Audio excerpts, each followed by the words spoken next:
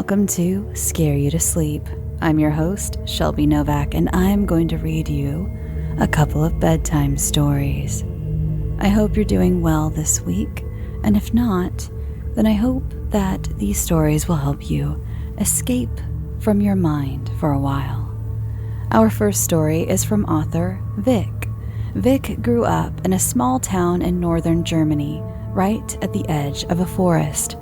When they are not busy with academia, Vic enjoys trying out new recipes, embarking on travels across Europe, and reading classical literature with a steaming cup of tea. They have been wanting to write short stories ever since coming across Edgar Allan Poe one day and falling in love with both the genre and horror.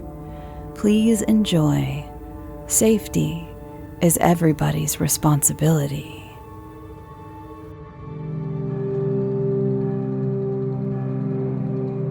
Airports were a realm of their own. There was a peculiar air about them, as if they were secluded worlds where reality was slightly altered. It was impossible to find comparison to the feeling settling over them during the late hours of the night, right up until the morning, when the airport opened properly and started filling up with people, passing the security check and preparing to get onto their flights.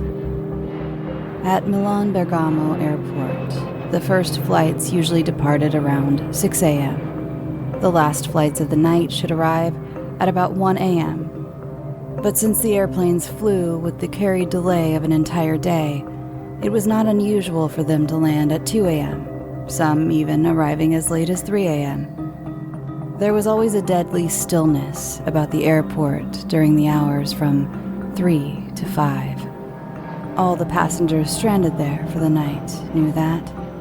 Everyone knew that. From the cleaning personnel doing their best to be as silent as possible when moving the cleaning carts around the terminals, sweeping the floors of all the gates, and cleaning the huge windows reaching from floor to ceiling, overlooking the parked airplanes and runway. Over the personnel on the runway itself, checking the planes after the passengers and cabin crew had disembarked, to airport security doing their rounds and eyeing everyone with a weary eye. There was no reason for any passenger to be there during the dead hours of the night, except for those stranded there. A good many spent the night at the airport, lying on the hard metal benches that had dividers every 2 seats to prevent them from ever truly being comfortable. There was no one entering or leaving the airport until the Italian national anthem blared through the speakers in its instrumental version at 5 a.m. sharp and startled awake all the delirious and half-asleep passengers.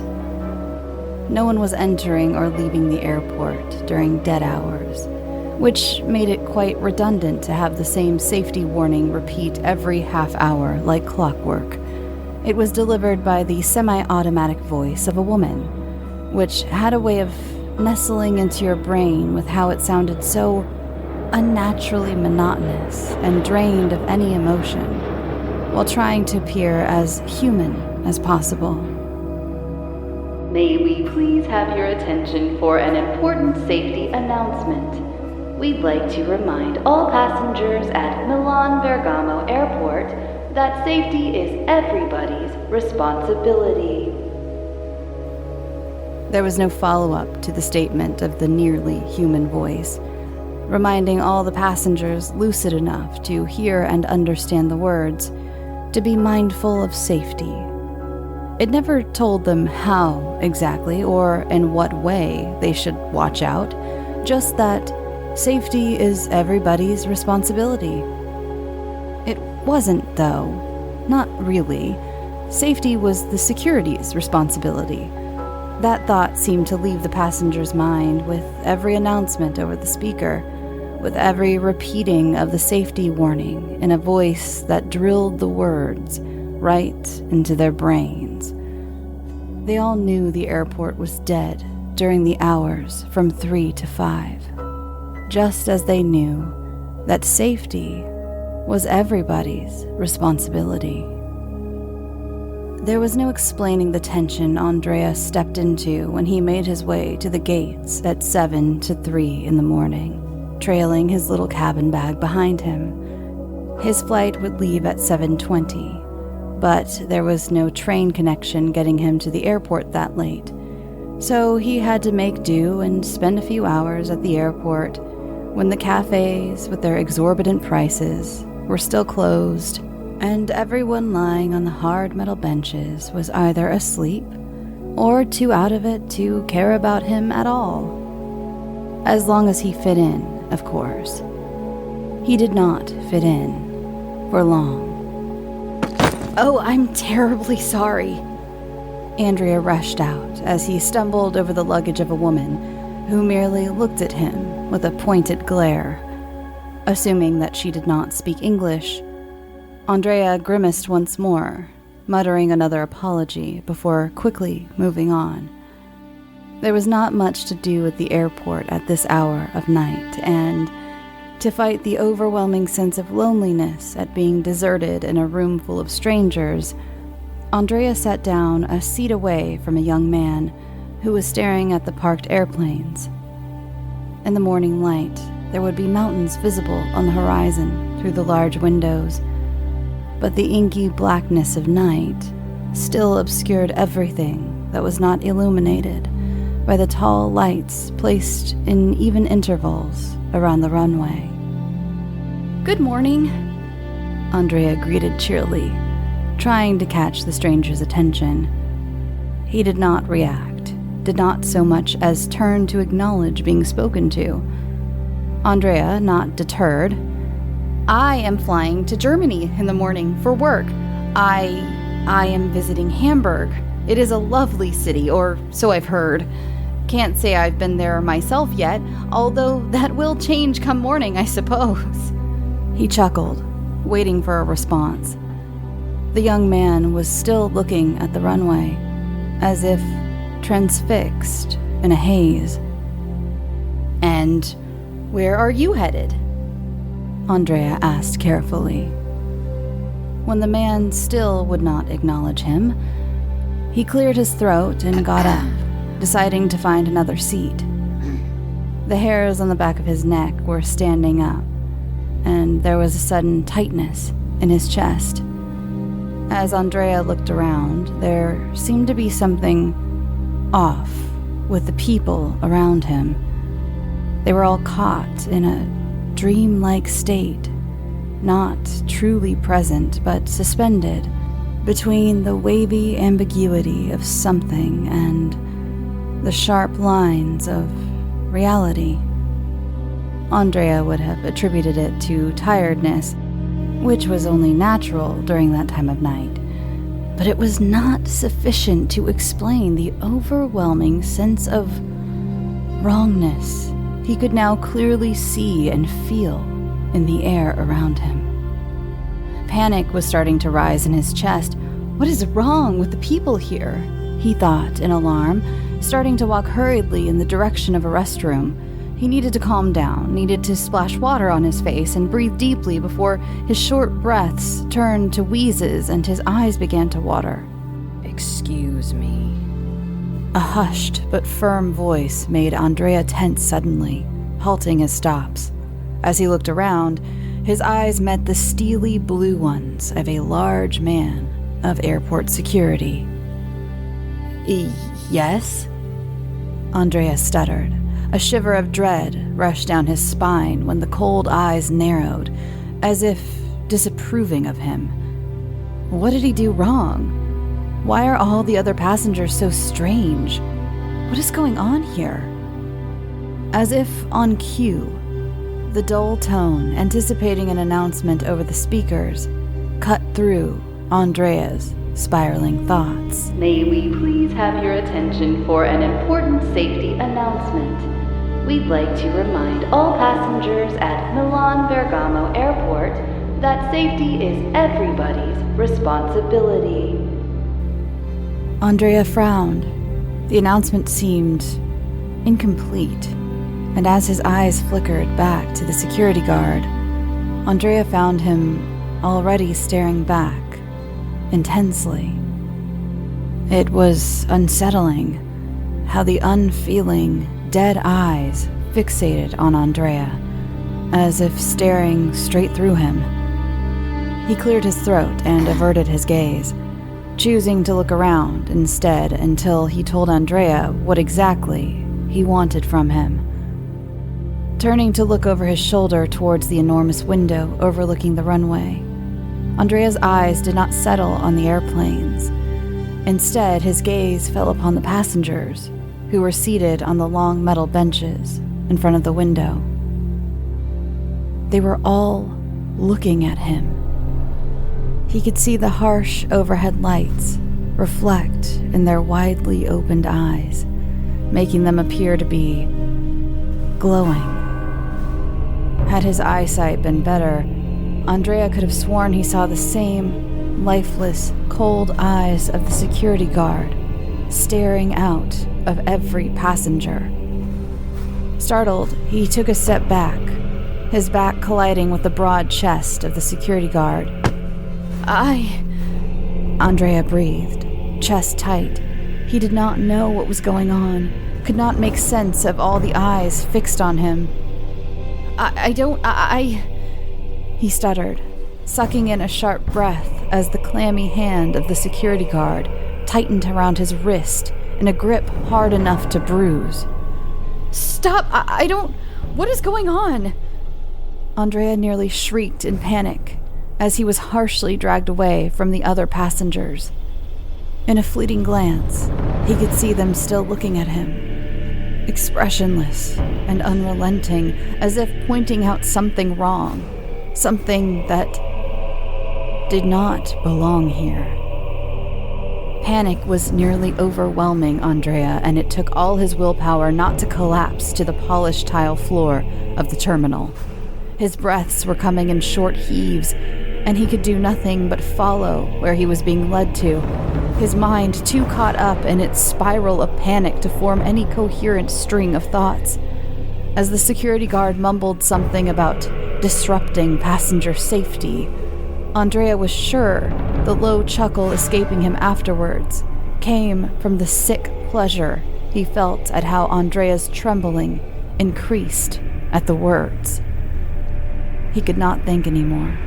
His vision swam with endless white corridors and shining floors, with lights so bright they were blinding, until his world tilted and rough hands shoved him into a sitting position on a hard plastic chair.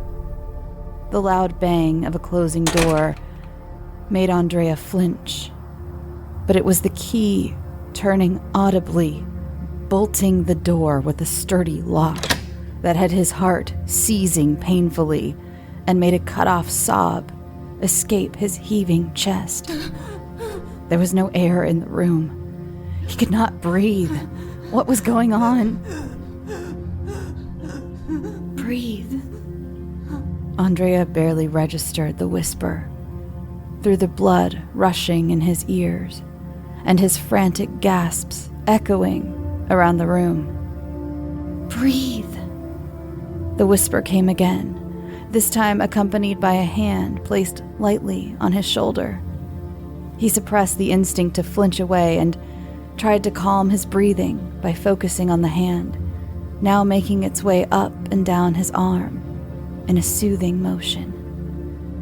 When his vision cleared and he started to make sense of things he saw, Andrea realized that the room was illuminated by the same harsh lights found in the rest of the airport. It was empty, the shining white walls nearly an oppressive presence, except for 2 plastic chairs and the woman crouching in front of him. She had a thick mass of curly brown hair, pulled together tightly in a tall tail, as well as kind, warm brown eyes that seemed to crinkle when her mouth, colored with bright red lipstick, pulled up into an easy smile. "There you are," she whispered, looking at him closely. Her smile faded, replaced by a tight set of her jaw speaking both out of concern and fear. Are you all right? No, Andrea gasped, digging his nails into his palms to ground himself. This could not be happening. What is going on? I don't know why. I didn't do anything. The woman shushed him gently. Shh, I don't know what is happening, but I think it is best if we play along. Yeah? I'm Anissa, she said, reaching out a hand for him to shake. Andrea eyed it wearily, hesitating a moment before taking it. Playing along with what? He asked, confused, just as the sound of the door being unlocked filled the room, and Anissa sprang up, hastily taking a seat on her chair and staring straight ahead with no noticeable expression, in the same way all the other passengers had. Andrea copied her. As the door opened, the dull sound coming from the speakers accompanied it. Have your attention for an important safety announcement. We'd like to remind all passengers at Milan Bergamo Airport that safety is everybody's responsibility. The security guard stood in the doorway, looking at them with a vacant expression. Out of the corner of his eyes, Andrea could see he was carrying something, but he could not make out what it was. Safety, the security guard began, in a voice so devoid of intonation, it sounded more robotic than the one coming out of the speakers. Is everybody's responsibility. His eyes fixed on Anissa, and she parroted the words back at him, in the same dead tone of voice he had used. When his gaze fell on Andrea, it took every ounce of stoicism he had in himself not to flinch. Safety is everybody's responsibility, he declared, keeping his voice carefully empty. It was to the security guard's satisfaction, evidently, because he nodded curtly and, holding out the bundle of things in his arms, commanded, "Your flight goes at 7. Anissa stepped into motion first, rising from her seat to take the clothes held out for her. Andrea followed suit, his confusion only increasing as he noticed the white dress shirt, dark blue pants, and the suit jacket, alongside a striped yellow tie, being placed in his arms. What is this? He hissed at Anissa when he caught up to her on the way to the restroom. I have no idea, she responded in a whisper, carefully keeping her eyes fixed straight ahead. But it looks like we are a part of the cabin crew now. I know nothing about safety regulations on an airplane, he exclaimed loudly. Anissa shushed him immediately, giving him a dark look. Thankfully, they did not draw any attention to themselves. You will learn, she said sternly. We all have to. When they had changed and Anissa was fixing her hair, Andrea took a moment to stare tiredly at his reflection in the polished mirror above the row of sinks. His short brown hair was tidily parted as usual, but there were dark bags under his dull brown eyes, only partly hidden behind his spotted, brown-black tortoiseshell glasses. What was he doing here? There was no way he was qualified to be a part of a cabin crew. He did not even know how many emergency exits there were on an airplane. What was going on at this airport? What would happen if he tried to leave? Would they let him? He recalled the cold, dead eyes of the security guard and looked down at the bruises already forming on his wrist. He sighed. The dull sound coming through the speaker made him jump, finding Anissa's gaze in alarm. She was looking back at him, unfazed, as if she had grown used to the dead tone of voice already. May we please have your attention for an important safety announcement. We'd like to remind all passengers at Milan Bergamo Airport that safety is everybody's responsibility. When the national anthem sounded at 5 a.m., Andrea and Anissa were already busy with pre-boarding preparations. To Andrea's horror, he found himself knowing exactly what he was doing, as did Anissa. Her movements were precise and elegant. Andrea thought she must have spent years perfecting them. None of them heard the security announcement extend to encompass its missing paragraphs. We ask that you keep all personal belongings close and report any abandoned items to the airport security. We thank you for your cooperation. Excuse me? An elderly woman walked up to a security guard with steely blue eyes, leaning heavily on her cane as she rasped out the words, "This luggage has been standing here all alone for half an hour at least. I just wanted to let you know." Her wrinkled hand pointed towards Andrea's forgotten cabin bag. "Of course. Thank you, ma'am," the security guard responded, reaching for the bag and dragging it through the terminal, out of sight. "Safety is everybody's responsibility," he muttered as he threw it into a secluded room, filled to the brim with others just like it.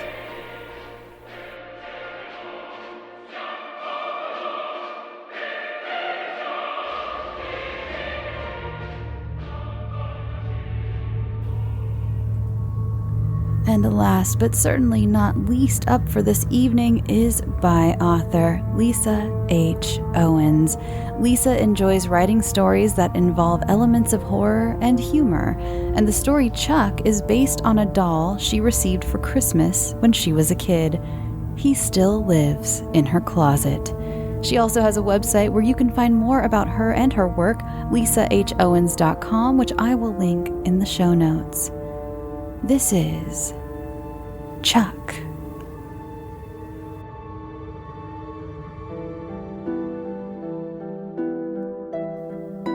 Bobby's very best friend was a dummy. It wasn't because this friend was dumb, though he had done some pretty dumb things, but also some amazing things, but because he was a literal dummy. His hands and head were molded vinyl and plastic, and his body was muslin stuffed with cotton batting. His eyes were fixed, painted into shallow eye sockets, and instead of a tuxedo and top hat, he wore a cheesy khaki suit with a striped tie and sewn-on black velveteen slippers. He was the less expensive version of the famous Charlie McCarthy ventriloquist model she'd requested for Christmas.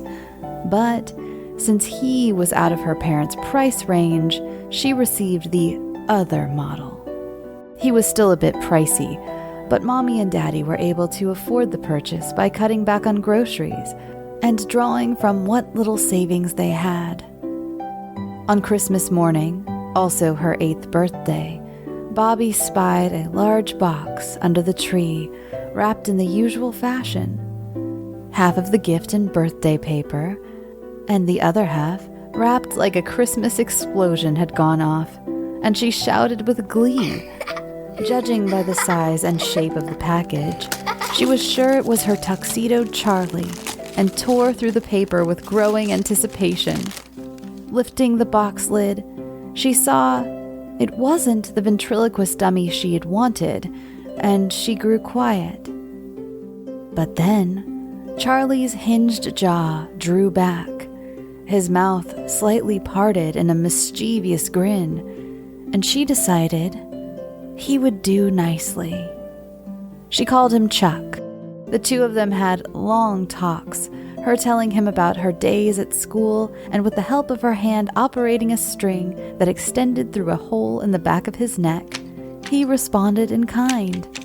She told him how Kimberly pulled her hair at the bus stop and laughed at the lopsided, hastily drawn hearts and handwritten messages Mommy often hid in her recycled lunch sack.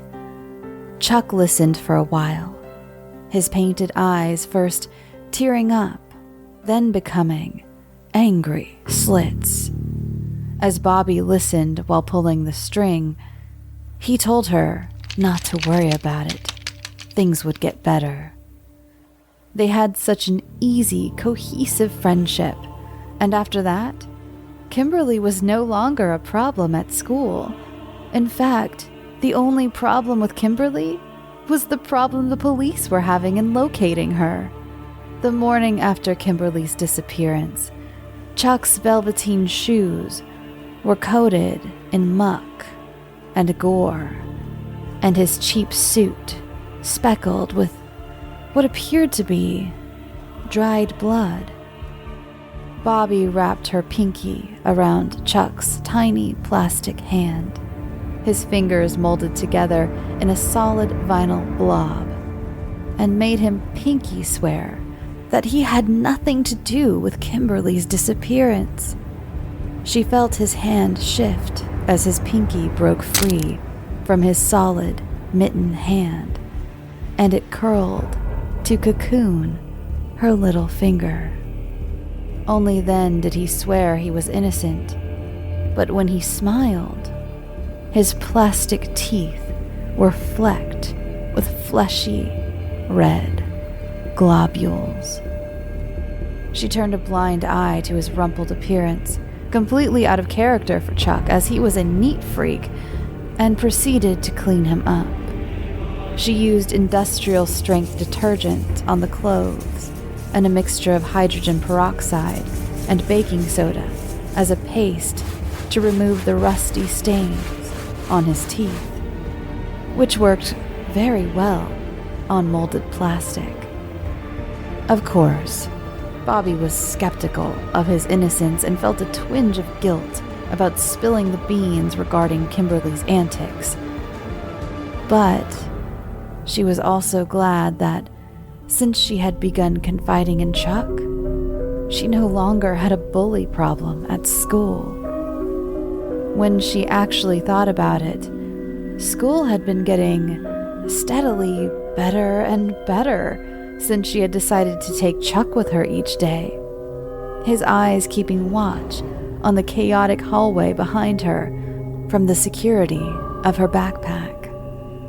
When Principal Smithers confronted her about bringing a silly toy to school, he showed up at morning assembly with a black eye and never mentioned the toy situation again. The bullies gave her a wide berth, and her grades even improved, though there seemed to be an epidemic of black eyes and fat lips going around campus. Bobby began to eavesdrop on Mommy and Daddy's midnight conversations as they struggled to balance the checkbook. She shared the heart-wrenching situations with Chuck, her hand operating his string as he commiserated and consoled her, assuring her things would get better. Daddy finally received the work promotion he had been requesting for years. The morning after, Bobby awakened to find Chuck's right hand had been crushed, which was a travesty since he was right-handed. And the day after Chuck's jaw had been unhinged on one side, the smug loan officer at the bank had finally approved Mommy and Daddy for that evasive home loan, and Chuck's speech became permanently slurred. Bobby's parents never suspected the reason behind the shift in the course of their lives, chalking it up to hard work and their dogged determination to succeed. They did, however, have long talks with Bobby about poor old Chuck's deteriorating condition, cautioning her to do better. Bobby and her family moved to a larger house in a better neighborhood and continued to achieve impressive levels of success in every aspect of their lives.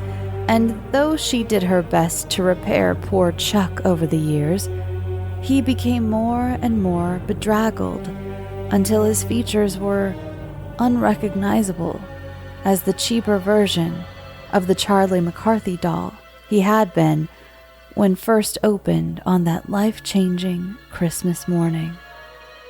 In an effort to appease her parents' concerns, she kept him tucked away in a Gucci bag under her bed, only bringing him out to snuggle him at night.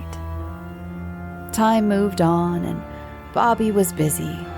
A year backpacking through Europe, followed by college and new friends, lots of friends, and a revolving door of boyfriends.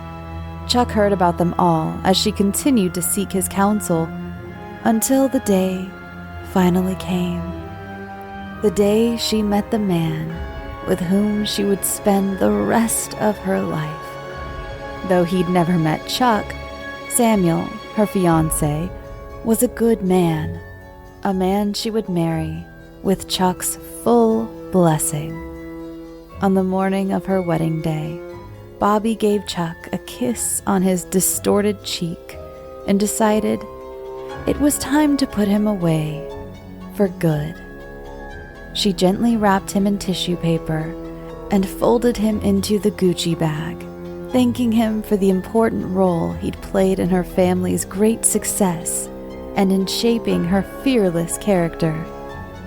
Then she placed the bag high on a shelf in her childhood closet. Chuck closed his molded eyes and rocked himself to sleep within the confines of the bag to await the birth of Bobby and Samuel's first daughter. She would be 8 someday, and in need of a very best friend. The end.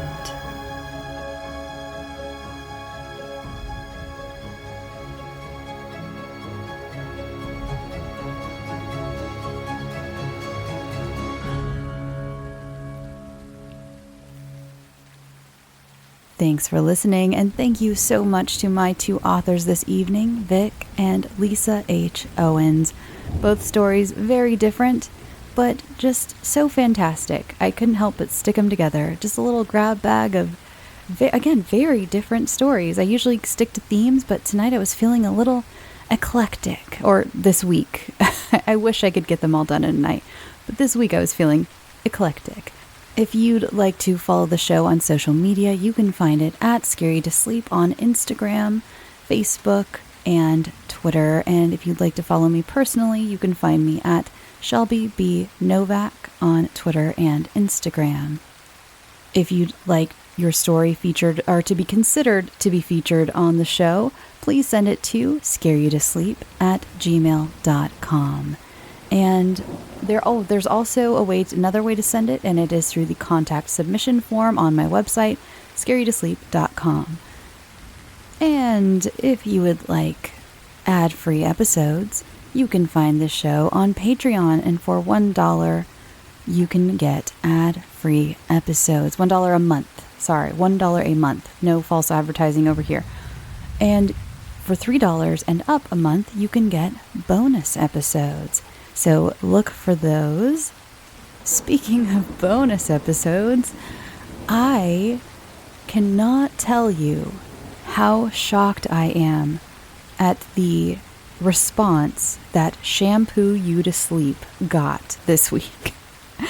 I had no idea so many people would be so into it. And it makes me happy because I have tossed around the idea of experimenting with more traditional ASMR instead of just horror on a different channel, maybe on YouTube or some such. And that is basically what that was, I guess. And such a great response. I am so happy so many of you liked it. And so many of you, I don't even think you realized that kind of is what ASMR can be. I think a lot of people think ASMR is all mouth sounds and mukbangs and tapping, and not necessarily. The stuff that I like is kind of like that. There's one woman I watch, Amuse ASMR, and she will just show like what she got for groceries that day, and will just like show you each thing and talk about it a little bit as she's putting away her groceries. So soothing. There's someone said it kind of healed their inner child, listening to Shampoo You to Sleep, and that made me happy because I get it. I get it. I know that was probably a little hyperbolic, but I get it. So thank you for the love that Shampoo You to Sleep got. Obviously, I can't post stuff like that very frequently other than April Fool's Day on this channel because a lot of the audience will be upset.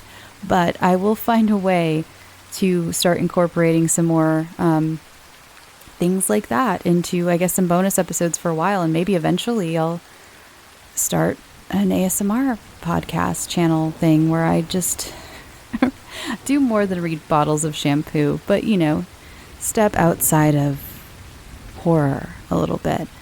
So thank you again for the love that got. I am seriously so blown away by it. I wasn't sure how it would be received because I've never done an April Fool's episode. I've always wanted to, and I was finally able to do it, and that made me very happy. Oh, and I would like to say good night to those of you who don't like listening to the ramble because it throws off the vibe of the show. Totally understandable. I will see you next week. And for those of you who like the rambles, here we go. What did I bake? Let's start there. I once again made the French yogurt cake that I've mentioned before with the orange zest. I made that for Easter. It felt very Easter-y, and it's very light, and the citrus flavors, you know, were great. And my aunt actually brought over a coconut cake, and the coconut cake plus the orange cake really went together really well. So now I want to do something that's orange coconut maybe at some point. I don't know. I've been baking a little more recently. I think I'm in better spirits these days. Those of you who have been following me, my personal journey, yeah, it's been a difficult last few months. I'm in a really weird space where I feel very like healed and not at the same time, if that makes any sense. Yeah, and so I've been baking a little more. You know, I didn't bake for quite a while or not as much as I usually do because I was sad. I guess that's the only way I can really put it.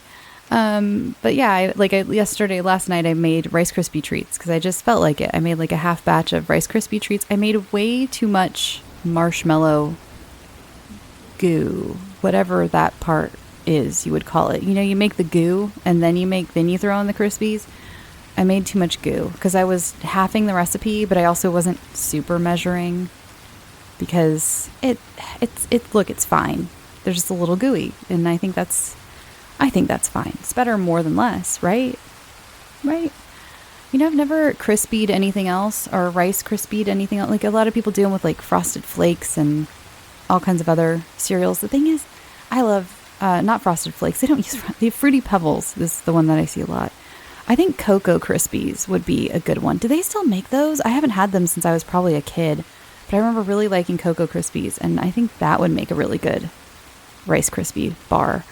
But Fruity Pebbles are just so sweet already. The thing about Rice Krispies is I like the balance. I even, pro tip, I sprinkle salt on the top of mine when they're setting up, when they're starting to, you know, harden or whatever. They don't get fully hard, but you know what I mean, set up. I sprinkle salt on top. And there have been times where I have, used very expensive, fancy salt on the top of my Rice Krispie treats. What are you going to do about it? The balance is beautiful. So I just feel like Fruity Pebbles plus the marshmallow goo, again, the goo, I just think that'd be too sweet, right? The older I get to, the more I need a balance in my sweetness. I can't do full sweet. That's why I can't do like Hostess and like Little Debbie cakes anymore. I hate it. It makes me very upset. I know I've mentioned this before. I miss Twinkies. I miss the idea of Twinkies, but I can't eat them anymore because to me they just taste like sugar and chemicals. And I'm not trying to, don't worry, this isn't about to be something preachy about chemicals in food. That's not what I'm saying. It's just, I think when you start baking from scratch a lot, most of the time when you bake from scratch, it's less sweet than mass-produced desserts. Again, I'm not trying to besmirch anyone who likes mass-produced desserts. I miss Twinkies, but since baking happens to be my hobby, I'm trying to avoid discourse. Can you tell I've been on the internet too much? I'm trying to avoid getting yelled at. But since my hobby is baking, I think a lot of homemade baked goods happen to be less sweet, especially when you bake from scratch. And thus, I have gotten to where I don't like the taste of like box stuff as much. Again, very frustrating because it's like you remember the taste.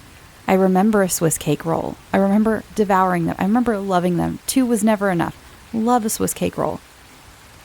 Nowadays, it's like someone changed Swiss cake rolls for me. It's like someone replaced them with something else because they don't taste the way I remember, and I know it's a me thing. It's not a them thing.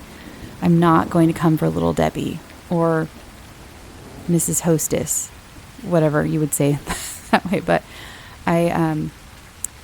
so I haven't rambled much lately either in the last few episodes. So this feels kind of good too. Not to get all personal and emotional.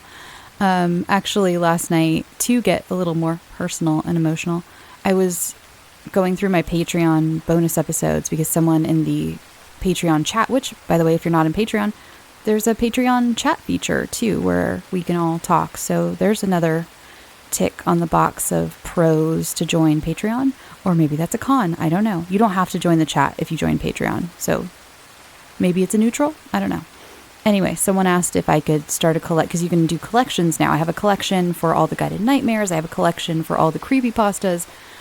So they asked if I could do maybe a collection of all the bonus episodes sans the ad-free episodes. So that way they can see like exactly what the bonuses are and not just ad-free, having them separate. And so I was kind of looking into that, and I was trying to figure out like how exactly I just need to sit down and do it at some point. But I was going through just cursory glance at what to separate out. And I came across the video I made back in January where I explained all my personal business to everybody. And I sat and watched it because I was like, again, even in the video, I explain how, you know, high moments, times of high stress, your memory gets kind of wacky. I'm sure a lot of you have experienced this. And I tell a story about my new debit card and everything. And it's so strange because just a few months after that, now looking back, I feel like I look so much different. Like my face, I mentioned it in the video that my face is swollen, and it was like my face was so swollen. And I guess at the time I said I was having sinus issues. I mean, I'm sure I was, but like my face just looks really swollen. I didn't really remember the video. I mean, obviously I remembered making the video, like I remembered it was there, but I wanted to watch it just to kind of see where I was then versus now as a person, having gone through a lot. Again, I know I haven't gone into details with everyone. I just, like I said in the video, I just feel like it's not appropriate to put all my business out there, because it does involve more than just me. So, but it was a very traumatic time, I will say that.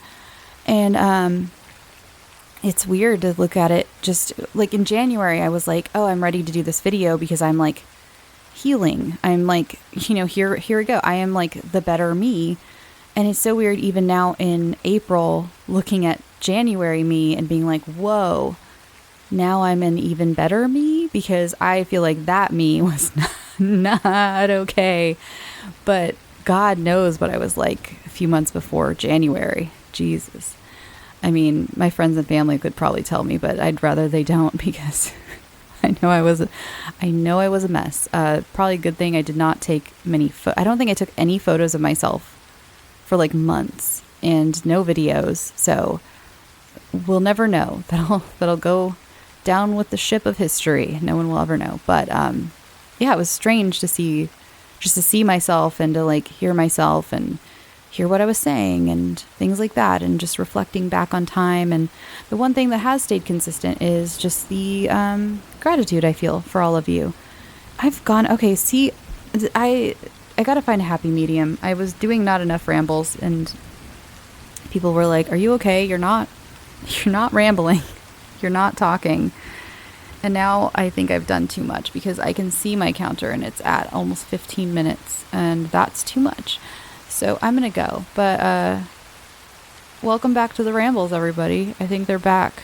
If you like them. Some people are like, oh God, I missed it when she was depressed. God, someone go tell her something to make her sad again so she won't fucking talk so much. Okay, I'm going to go. I love you. Go wear sunscreen, drink water. What else? Do something fun this weekend. Even if you're working, find a time to do something cool. Like research something you've been wanting to research. If you have a watch later list on YouTube because you put in some videos that look interesting, but they're not like, they're a little more cerebral, so you're like, I have to actually pay attention, so I haven't actually like sat and watched them, like something about some cool history thing, but you're like, I'd rather watch the gossip thing because that's a little easier on my brain. Watch the history thing this weekend. I guarantee you won't be sorry. I've been going through my watch later list, which is compiled for years, and you won't be sorry. I watched a thing about Henry V and how they did surgery on his face when he got shot in the face with an arrow. And it was this like old awesome man who was like dressed in like medieval surgeon clothes. And he was just like, he had this fake severed head and he was just like jamming an arrow in and out. And there was like blood everywhere. That thing's been on my watch list for years now. I finally sat down and watched it. And it was so worth it. It was awesome. And I learned so much about medieval surgery and how to get arrows out of a guy's face. So you never know what you'll learn. Okay, I love you. Good night. Go get some sleep. Sweet dreams.